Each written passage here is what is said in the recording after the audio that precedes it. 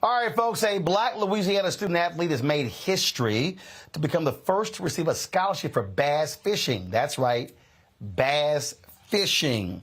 Khristian Rousseve, hopefully I'm pronouncing that correct. Y'all, please do phonetic spelling. Was accepted into LSU, Louisiana State University, in 2021 and has been making waves since joining the LSU Bass Fishing Team. Now he serves as an ambassador for Discover Boating, powered by the NMMA and Marine Retailers Association of the Americas.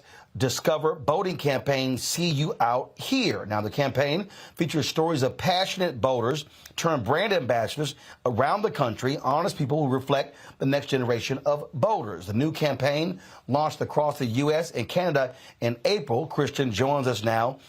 This segment, of course, presented by Discover Boating. He's from Edgard, Louisiana. So, Khristian, glad to have you here. First of all, properly pronounce your last name. It's Rousseve. Rousseve, okay, gotcha. All right, glad we got that straight. So here's what's interesting. The reason I found this to be hilarious because the greatest bass fisherman ever is actually named Roland Martin. Yeah, yeah.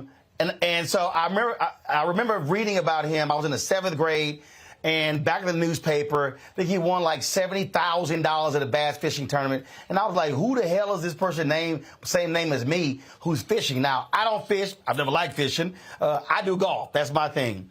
But it is interesting that, again, in your space, Roland Martin is the greatest bass fisherman ever. Yeah, absolutely, he is, man. And I told people about being on the show, and they were like, wait, you're talking about Roland Martin, the fisherman? And I'm like, no, Dr. Roland Martin.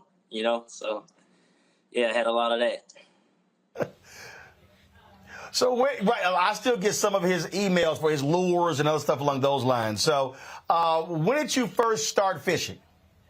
Oh, I was started as a kid, man, with my dad and grandpa. I started off young since I was in diapers, and I took a liking with my dad going out on the water, and I was like, hey, I want to go. So he wanted me to do it. So I was like, man, I love this, and especially catching my first fish, it just blew my mind. I was like, this is all I want to do.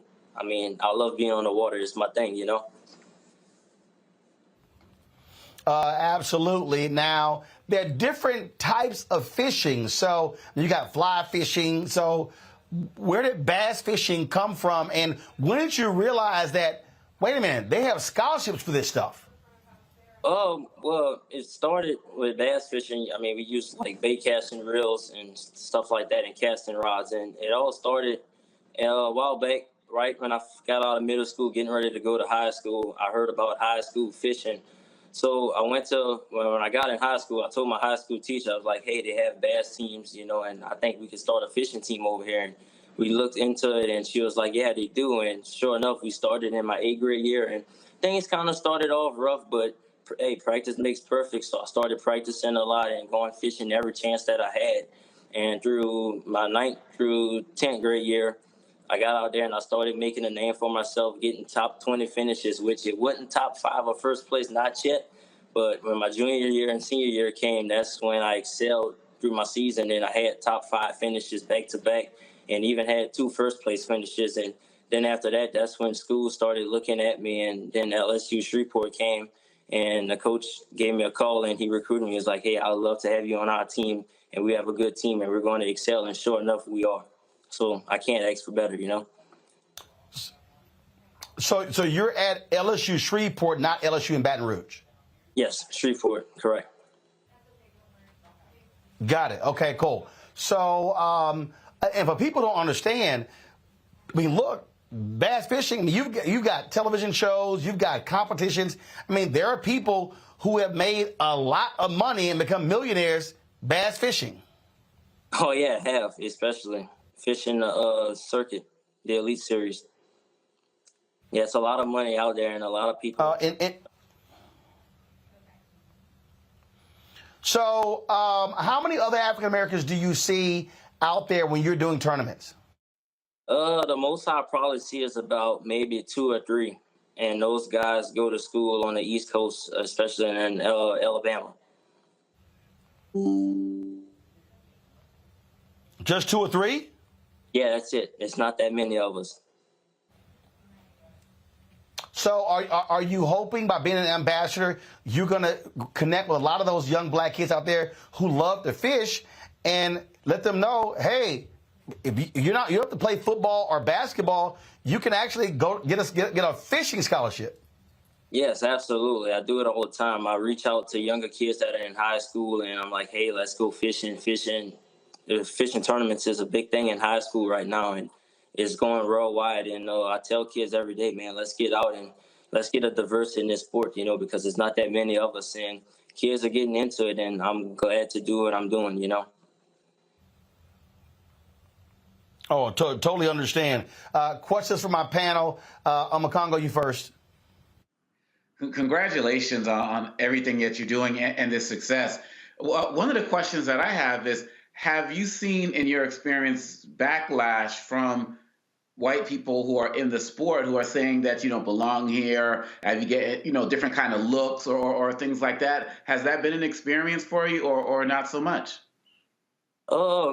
Not so much. I mean, we get looked at as a people, like, expressions can tell, when you say, that we don't belong here, so I get that pretty often, but hey, I just show up and fish and win. That's what I'm here to do, make a name for myself.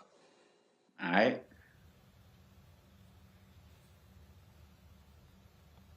Renita. Congratulations, Khristian, on breaking barriers. I wanted to ask you, a lot of times sports can be cost prohibitive for black kids to play or black kids to enter. So maybe it's the cost of the uniforms. It could be the cost of competitions. Talk to us about what it's like and what it takes to enter to start fishing like you've been doing. Oh, well, basically through the high school circuit, you have to get with a tournament director, and they have no reason to turn you around. They'd be more than glad to have you, and you just get like a coach or whatever. Like, you have to get a boat captain in high school, a fishing coach, and he has to take you out, and that's just about it.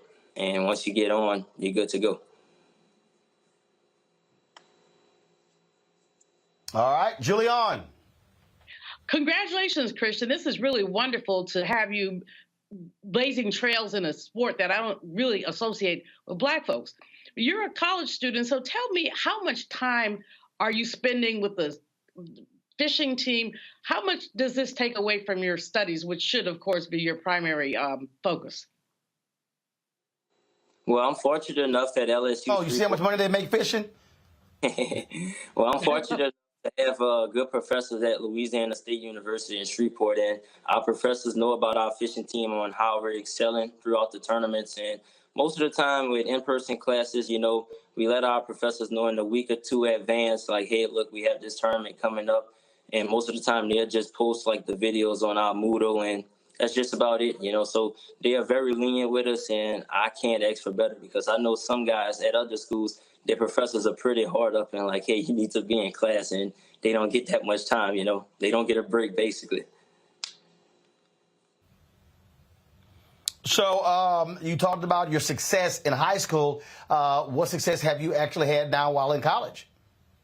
As of now, I've been getting some top 40 finishes, I'm just kind of getting my feet in the water. I just started as a boater this year, my sophomore season, so this is just a beginning now. So far, I had 3 tournaments. One was in Russellville, Arkansas, on Lake Dardanelle, and we came in 100 out of 250 boats. And then I had another one on Pickwick Lake, and that one had 234 boats, and we came in top 80. And my last one recently was on Harris Chandler Lakes in Leesburg, Florida, and we came in 85th out of 234 boats. So, I mean, it's just a start, I have 2 more years remaining, and it's just get out on the water, and practice makes perfect, So I just keep fishing every day, that's all I can do.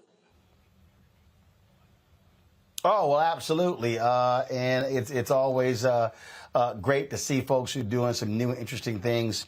And so this is absolutely awesome. And so, Khristian, keep it up. And maybe in a few years, again, to be reading somewhere and we'll be seeing your name taking first place, just like I did years ago, seeing Roland Martin's name. And in fact, first of all, have you ever met him? Because I've never met him.